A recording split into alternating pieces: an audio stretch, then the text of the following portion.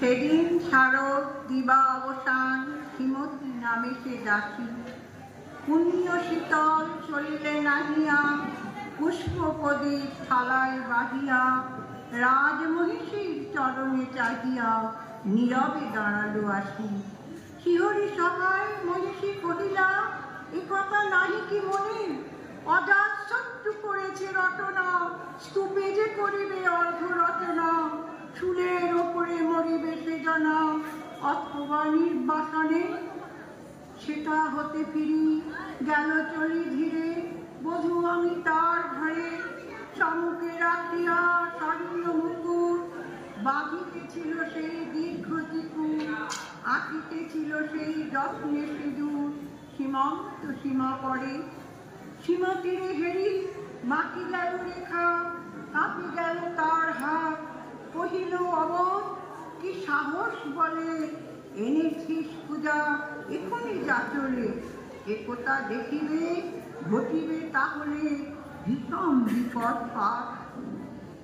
অস্ত রবি রশ্মি আভায় খোলা জানালার ধারে, কুমারী শুক্লা বসি একাকিনী, পড়িতে নিরত কাব্য কাহিনী। চমকি উঠিল শুনে কিঙ্কিণী, চাহিয়া দেখিল দ্বারে, শ্রীমতীরে ঘেরি পুতিরাকে ভুলে দ্রুত পদে গেল কাছে।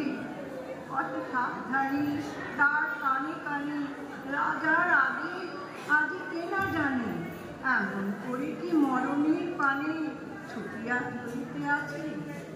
দ্বার হতে দাঁড়ে ফিরিল শ্রীমতী, লইয়ার ঘোথালি, হে পুরবাসিনী সবে ডাকি কয়, হয়েছে প্রভু পূজার সময়। শুনি ঘরে ঘরে কেহ পায় ভয়, কেহ দেয় গালি গালি।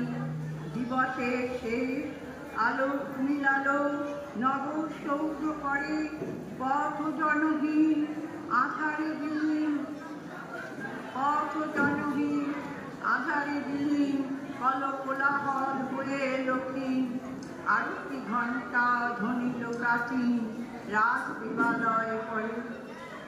শারদ ঋষি স্বচ্ছ তিমিরে, তারা অগণ্য জলে, সিংহ দুয়ারে বাজিল বিষাণ, বন্দিরা ধরে সন্ধ্যার টান।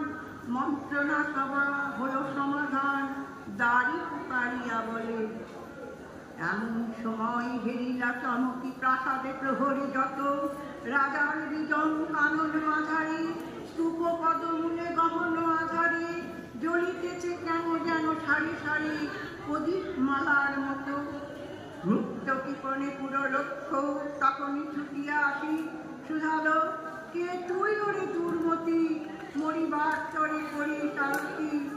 মধুর কণ্ঠে শুনিল, শ্রীমতী আমি বুদ্ধের দাসী। সেদিন শুভ্র পাষাণ ফলকে করিল রক্ত লিখা, সেদিন শারদ স্বচ্ছ নিশীথে, প্রাসাদ কাননে নীরবে নিভৃতে, স্তূপ পদমূলে নিবিল চকিতে সে সারথীর শিখা।